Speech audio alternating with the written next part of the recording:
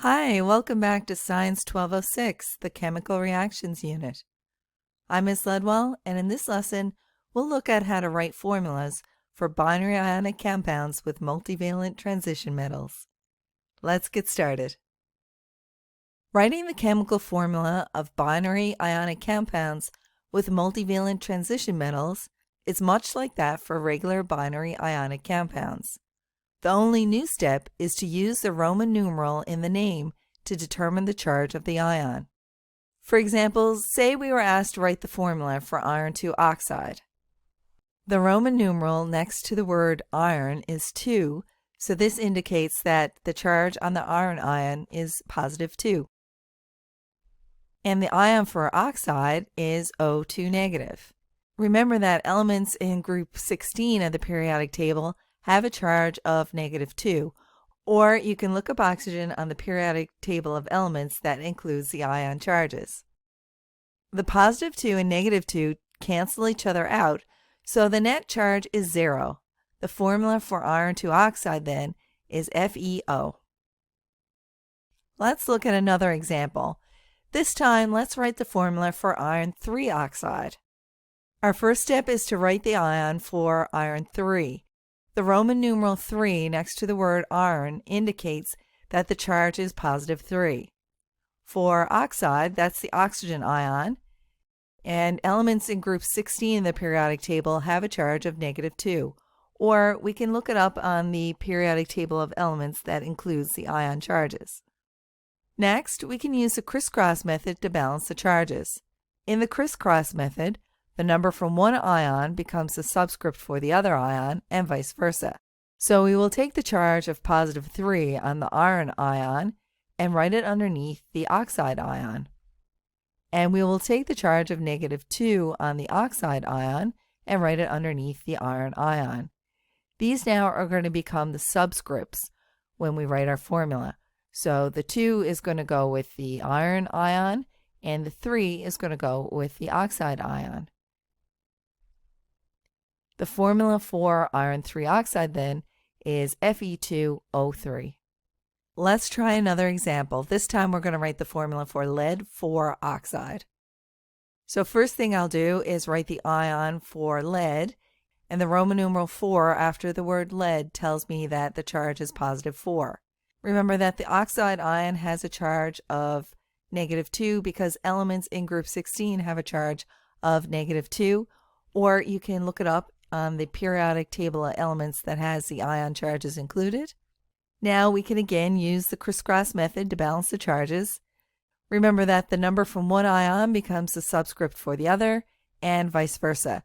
So we're going to take the charge of +4 belonging to the lead ion and write it underneath the oxide ion. And then we're going to take the charge of -2 belonging to the oxide ion and write it underneath the lead ion. So now the 2 is going to be the subscript for lead, and the 4 is going to be the subscript for oxide. But we have a little tangle here because in this example, when we apply the crisscross method, we initially get Pb2O4. But remember that our compound formula should always be in the simplest whole number ratio. So we need to simplify Pb2O4, and when we do that, we get PbO2. So the formula for lead 4 oxide is PbO2. Now we're going to look at a few different examples.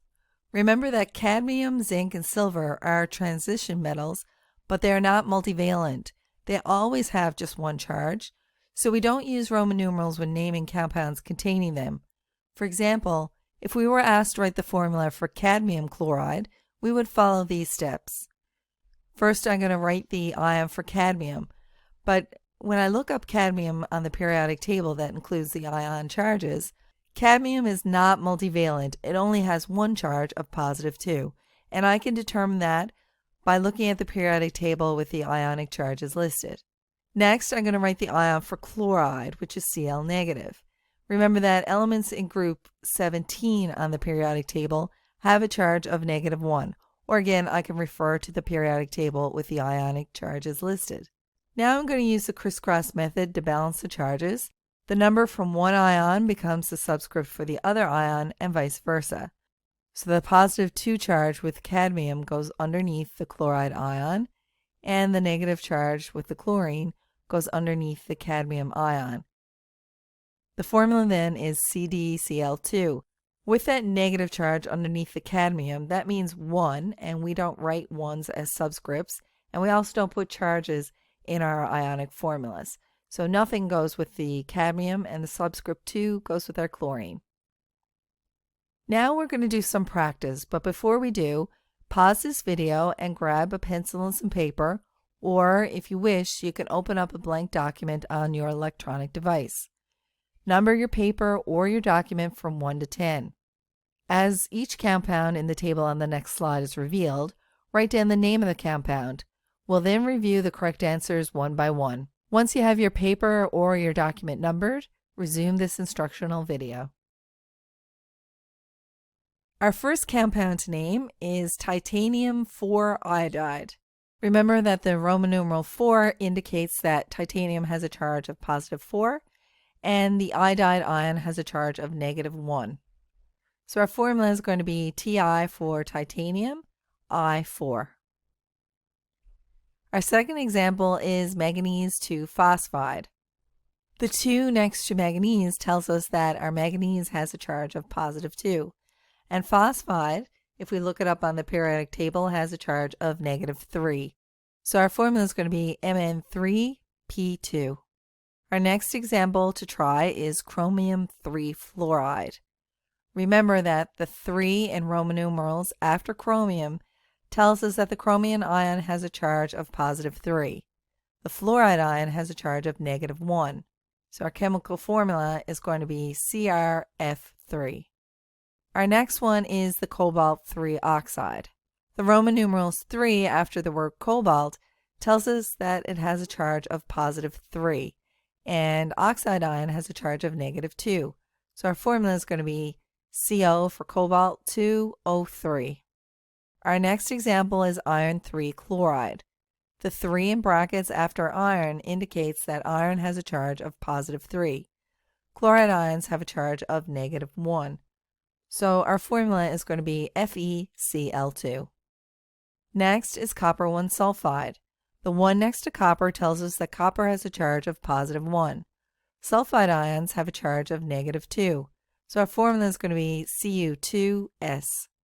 Our next one is gold 1 bromide. The Roman numeral 1 next to the word gold tells us that it has a charge of positive 1, and the bromide ion has a charge of negative 1. So we're not going to need any subscripts this time. Our formula is going to be AuBr. Number 8 is mercury 2 chloride. The Roman numeral 2 next to the word mercury tells us that it has a charge of positive 2, and the chloride ion has a charge of negative 1. So we will need subscripts this time, and our formula is going to be HgCl2. Next, we have nickel 3 bromide. The 3 in brackets next to nickel tells us that it has a charge of positive 3, and the bromide ion has a charge of negative 1. So again, we're going to need subscripts, and our formula is going to be NiBr3. And our last example is lead 4 iodide.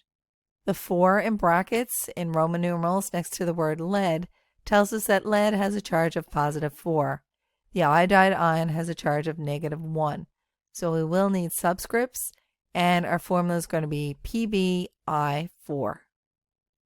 Now it's time to continue to the next video, and in that video we will explore naming ionic compounds with multivalent transition metals.